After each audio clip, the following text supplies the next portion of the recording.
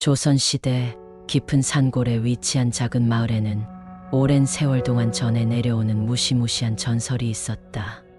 마을 사람들은 이 전설을 깊이 믿었으며 그 전설의 주인공은 바로 산신이었다. 이 산신은 마을이 태동하기 전부터 그 산을 지키던 신령으로 무서운 힘과 함께 한없이 깊은 지혜를 지니고 있다고 전해졌다. 마을 사람들은 산신이 마을을 보호해준다는 믿음을 가지고 있었지만 그가 화가 나면 어떤 끔찍한 일이 벌어질지 모른다는 두려움도 동시에 간직하고 있었다. 마을의 어른들은 산신의 전설을 어린아이들에게 전하며 산신의 분노를 사지 않도록 조심해야 한다고 가르쳤다. 산에 함부로 들어가거나 산의 나무와 돌을 함부로 훼손하지 마라. 산신께서 보신다라는 경고는 어린아이들이 입을 뗄 때부터 귀에 못이 박히도록 들었던 말이었다. 산은 마을 사람들의 삶의 터전이었지만 동시에 함부로 침범할 수 없는 신성한 곳이기도 했다. 마을 사람들은 산신의 노여움을 풀기 위해 매년 봄마다 제단을 세우고 산신제를 지냈다. 이 제사는 마을에서 가장 중요한 행사 중 하나였으며 제사 동안 마을 사람들은 산신에게 가장 좋은 곡식과 물, 술을 바쳤다. 제사를 주관하는 마을 장로는 제사 전 며칠 동안 몸과 마음을 정갈이하며 산신을 향한 경외심을 표현했다. 장로는 매년 이 제사를 통해 마을과 산신 사이의 유대를 강화하고자 했으며 산신께서 마을을 지켜주고 풍년과 평온을 가져다 주기를 간절히 기도했다. 어느 해 봄, 제사가 열리기 전날 밤이었다. 마을에는 갑자기 알 수 없는 불길한 기운이 감돌기 시작했다. 바람이 마치 바위 틈을 지나며 음산한 소리를 냈고 나무들은 요란하게 흔들리며 어두운 하늘을 가리듯 하늘 높이 솟아올랐다. 마을 사람들은 기묘한 바람 소리에 밤잠을 설쳤고 어둠 속에서 무언가 거대한 존재가 그들을 지켜보는 듯한 느낌을 받았다. 다음 날 아침 사람들은 여느 때처럼 산신제를 준비하기 위해 제단을 청소하고 제물을 준비했다. 그러나 제단에 도착한 사람들은 경악을 금치 못했다. 제단 주위에는 마치 누군가가 흙과 돌을 어지럽혀 놓은 듯 제물이 땅에 나뒹굴고 있었고 정성껏 준비해 놓은 곡식과 술이 마치 짓밟힌 듯 흩어져 있었다. 제단 위에는 커다란 발자국이 여러 개 찍혀 있었고 그 발자국은 마을 사람들이 신을 모시며 보아온 그 어떤 짐승의 발자국과도 달랐다. 마을 사람들은 그 자리에 얼어붙은 듯 서서 공포에 휩싸였다. 그 발자국은 마치 거대한 사람의 발자국처럼 보였고 산신이 직접 내려와 노여움을 표한 것이라고 믿을 수밖에 없었다. 장로는 심각한 표정으로 제단에 다가가 발자국을 살펴보았다. 그는 나지막한 목소리로 산신께 사죄하며 머리를 조아렸다.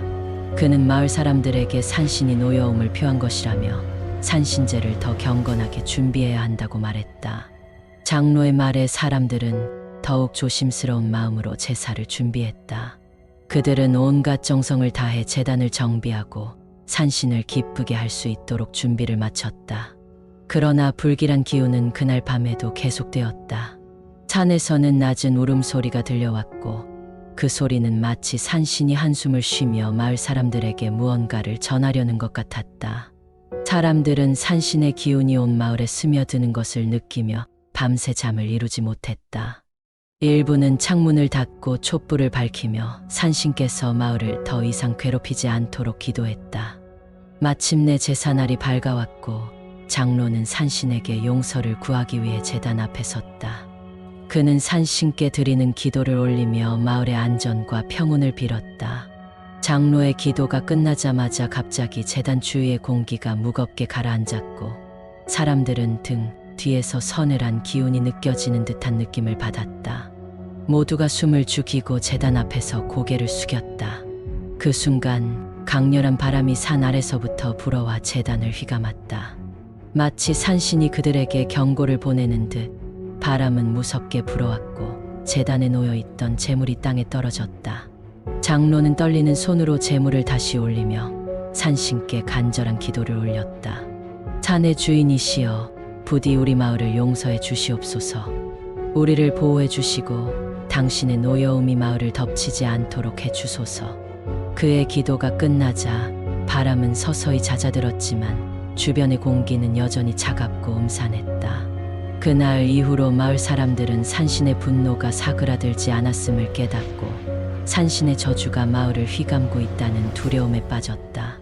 그들은 매일 밤마다 산에서 울려오는 낮고 무거운 한숨 소리에 잠을 설치며 언제 산신이 노여움을 풀어줄지 알 수 없어 절망에 휩싸였다. 장로는 매일 밤마다 제단에 촛불을 켜고 산신께 용서를 빌었다. 그는 산신께서 마을을 용서해 주시기를 간절히 바라며 자신이 산신의 노여움을 풀기 위해 무엇이든 하겠다고 기도했다. 그러나 산신의 기운은 여전히 마을을 감싸고 있었고 사람들은 그 어두운 기운이 언제 마을을 덮칠지 모른다는 공포 속에서 하루하루를 보냈다. 이로써 산신의 저주는 마을 사람들의 심장을 죄어오고 있었다. 산신의 분노는 전설 속 이야기로만 존재하는 것이 아니라 실제로 그들의 삶에 깊이 뿌리내린 두려움으로 자리 잡게 되었다. 이제 사람들은 더 이상 산에 가까이 가지 않았고 해가 저물기 전에는 서둘러 집으로 돌아가 문을 걸어 잠갔다. 산신의 분노는 마을 사람들에게 단순한 두려움 이상의 존재가 되었고 그들은 그 분노의 무게를 견디며 매일 밤을 지새워야 했다. 산신제 이후에도 마을의 감도는 불길한 기운은 쉽게 사라지지 않았다. 제단에 올린 재물이 바람에 흩어지고 사람들이 밤마다 낮고 음산한 울음소리를 들으며 잠을 이루지 못하는 날들이 이어졌다. 사람들은 입을 모아 산신이 여전히 마을을 노려보고 있으며 노여움이 풀리지 않았다고 수군거렸다. 그런 가운데 마을의 젊은 청년들 사이에서는 산신에 대한 두려움을 비웃는 목소리도 나왔다. 그들은 어른들이 전하는 산신 이야기를 단순히 오래된 전설로 치부하고 있었다. 그 중에서도 영수는 마을에서 용감하고 장난기 많은 청년으로 산신을 두려워하는 어른들의 태도를 이해하지 못했다. 그에게 산신 전설은 그저 재미로 들어야 할 옛날 이야기일 뿐이었고 어른들의 걱정스러운 경고조차 영수에게는 웃음거리였다. 영수는 산신에 대한 마을의 공포를 무시하며 친구들에게 말했다. 그저 바람 소리와 나뭇가지 부딪히는 소리를 산신의 목소리로 착각하는 거지. 산신이라니 산에 들어가면 그런 게 있다는 걸 증명해 보일 수 있겠냐?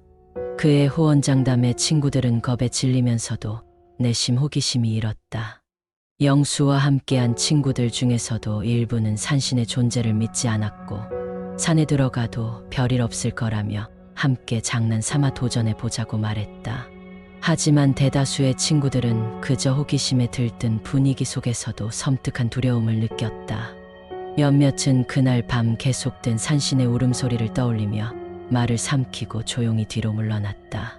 그러나 영수는 자신만만하게 산속 깊이 들어가겠다고 선언했다. 그는 사람들 앞에서 자신의 용기를 과시하고 산신 따위는 존재하지 않는다는 걸 증명하고 싶었다. 그리고 다음 날 저녁 해가 지기 시작할 무렵 영수는 산신을 만나겠다며 산을 향해 걸음을 옮겼다. 그의 친구들은 걱정이 되면서도 호기심에 사로잡혀 몰래 뒤따르기 시작했다. 마을 경계를 지나 산길로 접어든 영수와 친구들은 한층 더 음산한 기운에 둘러싸였다. 숲의 나무들은 서서히 그림자처럼 그들을 감쌌고 길은 어둡고 깊숙하게 이어져 있었다. 영수는 장난스럽게 소리치며 산신을 조롱했다. 산신이여 정말 있다면 내 앞에 나타나 봐라. 겁쟁이 마을 사람들은 겁에 질려 산에 오지도 못하지만 나는 두렵지 않다. 어서 나와 보거라. 그의 목소리는 숲속에서 울려 퍼져 메아리가 되어 돌아왔다. 하지만 그의 목소리가 멀어지자마자 숲속은 다시 적막에 휩싸였다. 오직 나뭇가지들이 바람에 흔들리며 내는 낮은 소리와 어두운 숲속의 정적만이 그들의 귀를 찔렀다. 친구들은 주위가 너무 고요해지는 느낌에 머뭇거렸고 가슴이 답답해지는 듯했다. 하지만 영수는 여전히 크게 웃으며 친구들에게 자신만만하게 말했다. 거봐, 아무 일도 없지 않냐? 산신 따위는 우리 마을에 존재하지도 않아. 괜히 어른들이 겁에 질려 있는 거라고. 그러나 영수가 그렇게 말한 그 순간 바람이 멈추고 마을 사람들의 말대로 산속이 기묘하게 조용해지기 시작했다. 영수와 친구들은 발걸음을 멈추고 주위를 둘러보았다.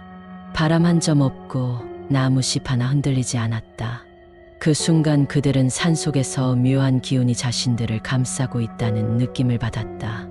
차가운 기운이 땅에서부터 서서히 올라와 그들의 몸을 감싸며 마치 한 걸음 더 나아가면 안 된다는 경고를 보내는 것만 같았다. 영수는 잠시 당황했지만 이를 단순한 상상이라 여기며 더 깊숙이 산속으로 걸어갔다. 그의 친구들은 영수가 무모한 장난을 치고 있는 것이라 생각하면서도 점점 두려움이 커져갔다. 그러던 중 영수와 친구들이 도착한 곳은 거대한 나무 앞이었다. 나무는 한눈에도 오래된 것처럼 보였고 가지와 줄기는 마치 사람의 형상처럼 뒤엉켜 있었다. 나무 앞에는 옛날에 만들어진 듯한 허름한 돌재단이 있었고 그 위에는 누군가가 놓아둔 작은 돌무더기와 말라버린 꽃들이 놓여 있었다. 영수는 재단을 보며 비웃듯이 고개를 젖혔다. 이게 산신 재단이야? 흙과 돌을 쌓아 놓은 것에 불과하네. 산신이 진짜 있다면 이 앞에 나와서 날 혼내봐야지, 그렇지 않겠어? 그의 말이 끝나자 나무 주위에서 갑자기 한 줄기 바람이 불어왔다. 차가운 바람은 그들 주위를 빙글빙글 돌며 낮은 울음소리를 내었다. 그 소리는 바람에 실린 듯 했으나 사람의 목소리처럼 깊고 무거운 울림을 담고 있었다. 바람은 영수와 친구들의 주위를 맴돌다 점점 멀어졌다. 그 순간 재단에 놓여 있던 작은 돌무더기들이 저절로 미끄러져 내려오는 듯이 떨어지기 시작했다. 그들은 마치 보이지 않는 손에 의해 밀리는 것처럼 굴러갔다. 친구들은 비명을 지르고 뒤로 물러섰다. 그들은 무언가가 분명히 산신의 존재를 경고하고 있다고 느끼며 몸을 떨었다. 하지만 영수는 여전히 고개를 숙이고 재단을 조롱하듯 바라보고 있었다. 그는 겁먹은 친구들을 돌아보며 비웃었다. 바람과 돌 몇 개 굴러 떨어지는 걸 보고 겁먹는 거야? 산신이 정말 있다면 내 눈앞에 나타나 봐야지. 이렇게 어둠 속에서 숨어 있을 이유가 뭐 있겠어? 그 순간 영수의 말이 채 끝나기도 전에 숲속에서 낮고 묵직한 목소리가 들려왔다.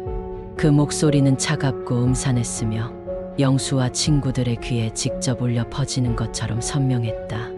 오만한 인간이여, 너는 나의 산을 모독했다. 그 대가를 치르게 될 것이다. 영수와 친구들은 그 자리에서 몸이 얼어붙은 듯 움직이지 못했다. 나무들 사이에서 커다란 그림자가 서서히 나타났고 그 형체는 거대한 사람처럼 보였다. 그의 얼굴은 어둠 속에서도 빛나는 붉은 눈동자를 가지고 있었고 그 눈빛은 마치 불길처럼 타오르며 영수를 노려보고 있었다. 그것은 산신이었다. 그의 존재는 눈에 보이는 것만으로도 온몸이 떨릴 정도로 압도적이었다. 산신은 천천히 영수에게 다가왔다. 영수의 얼굴에는 이제 자신만만한 표정은 온데간데 없고 순식간에 공포로 일그러졌다. 산신의 붉은 눈이 그를 뚫어지게 바라보며 낮고도 차가운 목소리로 말했다. 너의 오만이 나의 산을 더럽혔다. 나를 조롱한 죄값을 치를 것이다. 산신이 손을 들어 올리자 영수의 다리는 힘없이 풀려 주저앉고 말았다. 그의 얼굴은 하얗게 질렸고 숨조차 제대로 쉴 수 없었다. 그는 자신이 저지른 행동이 얼마나 무모하고 경솔했는지 이제야 뼈저리게 깨달았다. 하지만 너무 늦었다. 산신은 영수의 어깨에 서늘한 손을 얹으며 그의 귀에 속삭이듯 말했다. 나의 노여움은 쉽게 풀리지 않을 것이다. 너와 내 마을은 나의 저주를 피할 수 없을 것이다. 산신의 손이 닿자 영수는 마치 차가운 얼음에 몸이 닿은 것처럼 오한이 느껴졌고 그의 얼굴은 점점 더 창백해졌다. 영수는 정신을 잃기 직전 산신의 붉은 눈이 자신의 눈에 아로 새겨지듯 깊이 박히는 것을 느꼈다. 산신의 모습이 그의 눈앞에서 서서히 흐릿해져 갔고 영수는 이내 의식을 잃고 그 자리에 쓰러졌다. 친구들은 공포에 질려 더 이상 아무것도 할 수 없었다. 산신의 존재를 직접 목격한 그들은 산신이 결코 전설 속 이야기가 아니라는 것을 절감했다. 공포에 휩싸인 그들은 정신없이 산을 뛰어내려와 마을로 돌아갔다. 그날 밤 마을 사람들은 영수와 그의 친구들이 겪은 이야기를 듣고 경악했다. 사람들은 산신의 노여움이 실제로 마을을 향하고 있음을 깨달았다. 산신의 저주가 다가오고 있었고 마을은 이제 이전과는 다른 차원의 공포에 휩싸이게 되었다. 영수와 친구들이 산신의 모습을 목격한 그날 밤 이후 마을은 깊은 불안과 두려움 속에 빠져들었다. 산신을 조롱한 대가로 영수는 제정신이 아닌 모습으로 산속에서 발견되었고 그때부터 그는 단 한마디도 하지 못한 채 허공을 멍하니 바라보는 사람이 되어버렸다. 그의 가족들은 집안에 촛불을 켜고 밤마다 기도했지만 영수의 얼굴에는 그날 산신을 마주했을 때 느낀 공포가 여전히 남아있었다. 마치 그의 눈에 산신의 붉은 눈빛이 각인된 것처럼 영수의 눈은 두려움과 공허함으로 가득했다. 그런데 산신의 분노는 영수 개인에게만 국한되지 않았다. 영수가 산신의 경고를 무시하고 무례를 저지른 이후 마을에는 설명할 수 없는 재앙들이 이어지기 시작했다. 영수가 발견된 다음 날부터 마을 외곽의 논에서 농작물들이 말라 죽기 시작했다. 푸르고 튼실하던 벼들은 하루아침에 시들어 버렸고 마치 누군가의 손에 의해 꺾여 버린 듯 바닥에 누워 있었다. 마을 사람들은 경악하며 논으로 달려가 이 현상을 확인했지만 이내 더 큰 불안에 휩싸였다. 영수의 어머니는 장독대를 정리하다가 장 항아리 안에서 물 대신 검은 액체가 차오른 것을 발견했다. 그 검은 액체는 끈적하고 짙어 마치 어둠 그 자체를 떠올리게 했다. 그녀는 기겁하여 항아리를 뒤로 젖혔지만 다른 항아리들마저 모두 같은 검은 물로 가득 차 있는 것을 보고 기절할 듯한 충격을 받았다. 마을 사람들은 이 사건을 들으며 마치 산신이 마을의 모든 물줄기와 생명을 서서히 차단하고 있다는 느낌에 휩싸였다. 그날 밤 마을의 강에는 전혀 다른 기이한 일이 벌어졌다. 강물에 떠있던 물고기들이 갑자기 물 위로 떠오르기 시작한 것이다. 마을 사람들은 불길한 예감을 느끼며 강가로 모였고 물 위로 떠오른 물고기들은 이미 죽어 있었다. 그들의 비늘은 어둡게 변색되어 있었고 물 위에 떠올라 마치 조용히 항해하듯 고요히 떠 있었다. 강물은 원래 청량하고 맑았지만 그날 밤은 유난히 탁하고 불쾌한 냄새를 풍기며 흐르고 있었다. 사람들은 손을 모아 기도하며 이 불길한 현상이 산신의 저주라고 확신하기 시작했다. 마을의 장로는 사람들을 불러 모아 이 사태에 대해 이야기를 나누었다. 그는 산신이 여전히 마을에 노여움을 품고 있으며 산신의 저주가 점점 더 강해지고 있다고 말했다. 장로는 사람들이 겁에 질린 표정으로 자신을 바라보자 깊은 한숨을 쉬며 말했다. 이제 우리는 산신의 저주를 풀기 위해 더욱 강력한 제사를 준비해야 합니다. 산신의 노여움을 푸는 일 외에는 다른 길이 없소. 산신이 마을에 미치는 영향이 이렇게나 강한 것은 우리가 그분의 뜻을 제대로 이해하지 못하고 어기기 때문이요. 사람들은 두려운 눈빛으로 서로를 바라보며 저주를 풀기 위해 장로의 말을 따르기로 결심했다. 이들은 가뭄과 재앙 속에서도 마지막 남은 곡식과 가장 소중한 물건들을 모아 산신을 위한 제물을 마련하기로 했다. 제물은 산신의 노여움을 풀고 마을의 안전과 평온을 기원하는 정성어린 마음이 담겨 있었다. 장로는 이번 제사를 위해 자신이 가진 유일한 갑오인 비단으로 만든 제복을 가져왔고 마을의 아이들마저 자신들의 작은 장난감과 귀중한 물건을 내어놓았다. 그들의 눈에는 두려움과 슬픔이 서려 있었다. 며칠 후 제사의 준비가 끝났다. 장로와 몇몇 마을 사람들은 제물을 가지고 산신의 제단이 있는 산속 깊은 곳으로 향했다. 그들은 두려움에 떨면서도 마을의 평화를 되찾기 위해 자신들의 발걸음을 멈추지 않았다. 산은 여전히 음침하고 나무들은 마치 그들의 다가옴을 경계하는 듯 서늘하게 흔들렸다. 제단에 도착한 사람들은 떨리는 손으로 제물을 하나하나 올리며 산신에게 간절히 용서를 구했다. 그들은 산신이 자신들의 정성을 받아주기를 바라며 마음속 깊은 곳에서 우러나오는 기도를 올렸다. 산의 주인이시여, 부디 우리의 진심을 받아 주시옵소서. 우리 마을을 용서해 주시고 다시금 평화를 가져다 주시옵소서. 기도가 끝나자 사람들은 조용히 고개를 숙였다. 제단 주인은 고요했고 산신의 응답을 기다리며 모두 숨죽인 채 기다렸다. 그런데 갑자기 서늘한 바람이 불어오더니 제단 위의 촛불들이 하나둘씩 꺼지기 시작했다. 그 바람은 마치 산신이 그들의 기도를 무시하고 있는 듯 차갑고 날카롭게 불어왔다. 사람들은 깜짝 놀라면서도 움직이지 못한 채 계속 고개를 숙였다. 그 순간 어디선가 낮고 음산한 웃음소리가 들려왔다. 그 소리는 바람에 실려왔으며 마치 그들 주위를 빙글빙글 돌며 조롱하는 듯했다. 그 웃음소리는 점점 더 크게 울려 퍼졌고 마치 산 전체가 그 소리에 동화된 것처럼 느껴졌다. 사람들은 소름이 돋아 서로의 손을 꼭 잡고 제단 앞에서 두려움에 떨었다. 장로는 떨리는 목소리로 다시 한번 산신에게 용서를 구하며 말했다. 산의 주인이시여, 저희의 마음을 알아주십시오.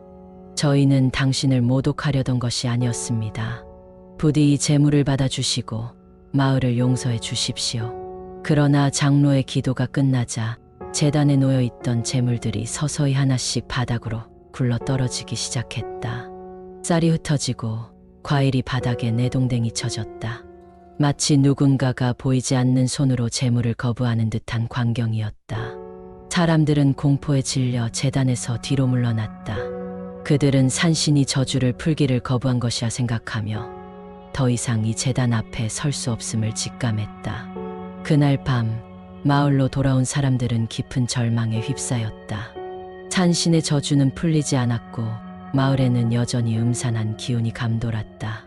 사람들은 촛불을 밝히고 밤새 산신의 용서를 빌며 기도했지만 그들의 마음속에는 희망보다는 공포가 가득했다. 아이들은 자다가 깨어 울음을 터뜨리곤 했고 어른들은 아이들을 품에 안고 서로를 위로하며 밤을 지새웠다. 그들의 마음속에는 더 이상 저주를 피할 수 없을 것이라는 두려움이 자리 잡았다. 며칠 후 마을의 중심지에 있던 우물에서 이상한 소리가 들려오기 시작했다. 우물에서는 평소와 달리 낮고 울리는 소리가 밤낮 없이 끊이지 않고 울려 퍼졌다. 마치 우물 안에 무언가가 숨어서 그들을 지켜보는 것 같았다. 사람들은 우물 근처에 가기를 꺼렸고 물을 기르러 갔던 이들마저 물을 길지 못하고 돌아오곤 했다. 사람들은 이 소리가 산신의 저주가 마을 구석구석까지 퍼졌음을 알리는 신호라고 믿게 되었다. 이제 사람들은 깊은 절망 속에서 아무 말도 하지 않았다. 더 이상 저주를 막을 방법이 없다는 것을 깨닫고 산신의 노여움이 마을을 완전히 덮쳐오고 있음을 느꼈기 때문이다. 사람들은 밤마다 가슴 속 깊이 저주에 대한 공포와 산신의 분노를 느끼며 더 이상 마을에 평화가 돌아오지 않을 것이라는 체념에 빠졌다.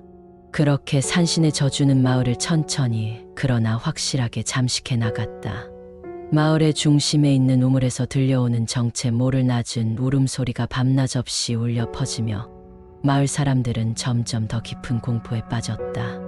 낮에도 우물에서 이상한 기운이 느껴졌고 물을 기르려 다가간 사람들은 무언가 눈에 보이지 않는 존재가 그들을 노려보고 있다는 느낌에 사로잡혔다. 어떤 이는 우물 속에서 산신의 붉은 눈동자를 보았다고 소곤거리기도 했고 아이들은 밤마다 우물에서 들려오는 소리 때문에 잠을 이루지 못하고 울음을 터뜨리곤 했다.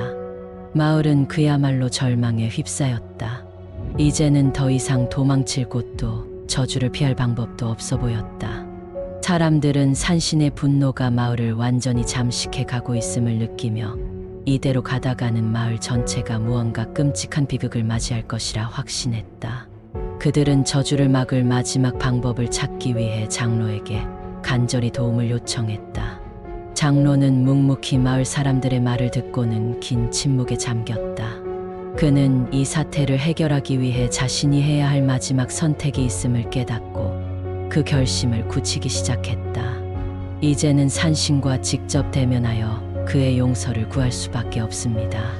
마을 사람들만으로는 그의 분노를 달래기에는 역부족입니다. 내가 산신께 나아가 우리 마을을 용서해달라고 간청하겠습니다. 장로의 말을 듣고 사람들은 모두 고개를 떨구었다. 산신과 직접 대면한다는 것은 마을 사람들에게 상상조차 할 수 없는 일이었고 그것이 얼마나 위험하고 무모한 일인지 누구나 알고 있었다. 하지만 다른 선택이 없음을 깨달은 그들은 그저 장로의 결심에 깊이 머리를 숙이며 그의 무사를 기원할 수밖에 없었다. 장로는 자신이 가진 유일한 갑오인 옛날 비단 제의를 꺼내 입고 산신께 드릴 마지막 제물을 정성껏 준비했다. 그날 밤 장로는 어둠이 내린 산속으로 홀로 들어섰다. 산은 무거운 기운에 잠겨 있었고 달빛조차 산속 깊은 곳까지 비추지 못하는 듯했다.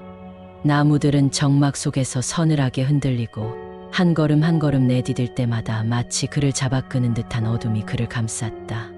장로는 두려움을 떨치기 위해 조용히 기도를 속삭이며 산신의 제단이 있는 곳으로 걸어갔다. 그는 마을의 마지막 희망이라는 마음으로 자신의 발걸음을 멈추지 않았다. 한참을 걸은 끝에 장로는 드디어 산신의 제단에 도착했다. 제단은 어둠 속에서도 묘하게 빛나고 있었다.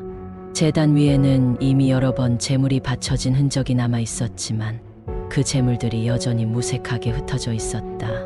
장로는 제단 앞에 무릎을 꿇고 준비해온 제물을 하나하나 올려놓았다.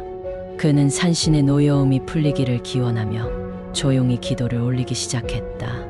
산의 주인이시여, 이 늙은이가 간절히 청하옵니다. 부디 우리 마을을 용서해 주시고 이 땅을 떠도는 저주를 풀어주소서. 우리는 당신의 뜻을 이해하지 못하고 어리석게 행동했습니다. 부디 이 제물을 받아주시고 우리의 죄를 사하여 주시옵소서. 장로는 오랫동안 고개를 숙인 채 조용히 기도했다. 그러나 그의 기도가 끝났을 때에도 제단 주인은 침묵에 잠겨 있었다. 주변은 적막했고 아무런 반응도 없었다. 그는 한참을 더 기다렸지만 산신은 모습을 드러내지 않았다.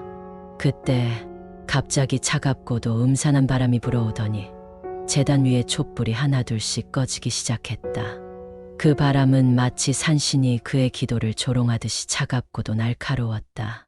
그 순간 어둠 속에서 낮고도 깊은 웃음소리가 들려왔다. 그 웃음소리는 바람을 타고 장로의 주위를 맴돌았고 마치 산 전체가 그 웃음에 동조하는 듯한 소름 끼치는 메아리가 퍼져나갔다.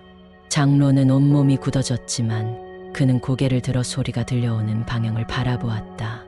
그리고 그 순간 어둠 속에서 거대한 형상이 서서히 모습을 드러냈다. 그것은 산신이었다. 그의 모습은 인간의 형상과 같았지만 그 크기는 나무들보다도 거대했으며 눈동자는 불길처럼 붉게 타올랐다. 그의 눈빛은 장로를 뚫어지게 바라보고 있었고 그 속에는 깊은 분노와 슬픔이 담겨 있었다. 산신은 천천히 장로에게 다가오며 낮고도 위험 있는 목소리로 말했다. 인간이여, 내가 감히 나의 산을 모독하고 나의 분노를 무시하다니 어찌하여 나를 찾아온 것이냐? 장로는 산신의 눈을 마주하며 두려움에 몸을 떨었지만 그는 마을 사람들을 위해 용기를 내어 무릎을 꿇고 다시 한번 용서를 구했다. 산의 주인이시여, 저희 마을 사람들의 무지함을 용서해 주시옵소서. 그들은 당신의 신성한 영역을 침범한 잘못을 깊이 뉘우치고 있습니다. 저희는 이제 당신의 고통과 슬픔을 이해하고자 합니다. 부디 이 저주를 풀어주시고 마을에 평화를 내려주소서. 산신은 그의 말을 들으며 한참 동안 아무 말도 하지 않았다. 그저 붉게 타오르는 눈빛으로 장로를 내려다볼 뿐이었다. 그의 눈 속에는 여전히 깊은 분노와 고통이 깃들어 있었다. 그는 차갑고 냉소적인 미소를 지으며 장로에게 물었다. 내가 수백 년 동안 이 산을 지키며 인간들의 어리석음을 보아왔으나 그들은 한결같이 나를 모욕하고 내 영역을 더럽혔다. 너희 사죄가 과연 진정성이 있는가? 장로는 떨리는 목소리로 대답했다. 산의 주인이시여, 저희의 사죄는 진심으로 가득합니다. 우리는 당신께서 겪어온 고통을 이해하지 못했음을 뉘우치고 있습니다. 부디 저희의 마음을 헤아려 주시옵소서. 산신은 장로의 말을 듣고 한숨을 내쉬며 고개를 돌렸다. 그 순간 그의 모습에서 슬픔이 스쳐 지나가는 듯했다. 그는 천천히 손을 들어 제단을 바라보았고 제단에 바쳐진 제물들을 유심히 살폈다. 그의 붉은 눈이 제단 위의 제물을 응시하는 동안 제물들은 서서히 불길에 휩싸이더니 이내 재로 변해 흩어졌다. 산신은 장로에게 다시 다가가 말했다. 너희의 사죄가 진정으로 가득 차 있다면 나의 슬픔과 분노를 함께 느껴라.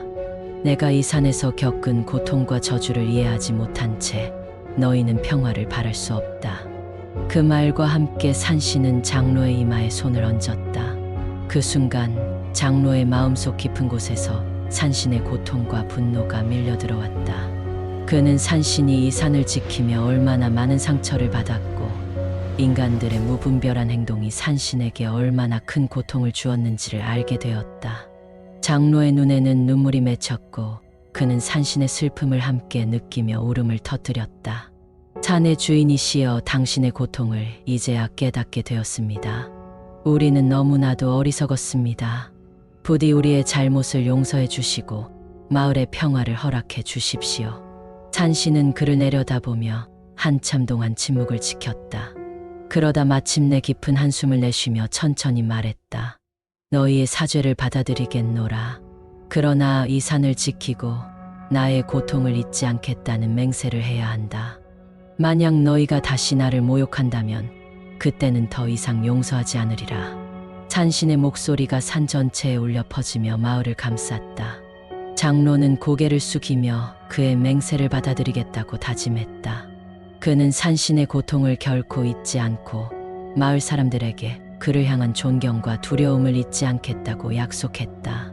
그날 이후 산신은 서서히 모습을 감추었고 마을에는 더 이상 기이한 일들이 벌어지지 않았다. 장로는 마을로 돌아와 사람들에게 산신의 고통을 전하며 그들의 행동이 얼마나 큰 잘못이었는지 알려주었다. 사람들은 산신의 노여움이 가라앉았음을 느끼며 다시금 평화를 되찾았고 그들은 매년 정성스럽게 산신에게 제사를 올리며 그의 고통과 슬픔을 기억했다. 장로가 산신과의 대면에서 무사히 마을로 돌아온 그날 밤, 마을 사람들은 눈물겹도록 안도의 한숨을 내쉬었다. 장로의 얼굴에는 깊은 고뇌와 피곤이 서려 있었지만 그는 여전히 결연한 표정으로 마을 사람들에게 산신의 메시지를 전했다. 그들이 앞으로 지켜야 할 것은 단순히 산을 보호하는 것이 아니었다. 그것은 산신의 고통과 슬픔을 결코 잊지 않고 존경과 두려움을 동시에 품으며 자연을 보살피는 삶을 살아가는 것이었다. 장로는 마을 회관에 모인 사람들에게 산신과의 대면에서 겪은 모든 것을 상세히 전했다. 그의 목소리는 깊고 차분했지만 때로는 떨리기도 했고 사람들은 그의 이야기에 숨을 죽이며 귀를 기울였다. 산신께서는 우리 마을이 저지른 잘못을 용서하셨소. 하지만 그분의 고통은 결코 쉽게 사라지지 않을 것이요. 우리가 산신의 분노를 다시는 건드리지 않도록 그 고통을 결코 잊어서는 안 돼요. 그는 산신이 직접 보여준 고통과 인간들로 인해 느껴야 했던 슬픔에 대해 이야기하며 자신이 느꼈던 공포와 경외심을 함께 나누었다. 장로는 산신이 그에게 전한 말, 그리고 산신이 요구한 맹세를 마을 사람들에게 전하며 그들에게 이 맹세를 마음에 깊이 새길 것을 요청했다. 이제부터 우리 마을의 모든 사람은 산을 존중해야 하오. 산의 나무 한 그루, 물 한 방울까지도 소중히 여기며 절대 함부로 하지 말아야 할 것이요. 산신께서 우리를 지켜보실 것이며 만약 우리가 이 맹세를 어긴다면 산신의 분노는 이번보다 훨씬 더 가혹하게 마을을 덮칠 것이요. 마을 사람들은 장로의 말을 듣고 고개를 끄덕이며 두려움과 감사를 동시에 느꼈다. 그들은 산신의 용서를 얻기까지의 여정이 얼마나 힘들고 위험했는지를 깨달았고 더 이상 무분별하게 산에 들어가지 않을 것을 다짐했다. 그날 이후로 마을 사람들은 매일 새벽과 저녁마다 촛불을 밝혀 산신의 고통을 기리는 의식을 시작했다. 그들은 촛불을 밝히며 산신께 평온을 기원했고 제단을 정성스럽게 꾸미며 산신에게 감사와 사죄의 마음을 담아 기도했다. 장로는 산신의 요구를 충실히 따르기 위해 산속의 제단을 다시 정비하기로 결심했다. 그는 마을 사람들과 함께 산신의 제단을 깨끗이 정리하고 해마다 산신을 위한 제사를 지내며 그를 기리는 의식을 이어나가기로 했다.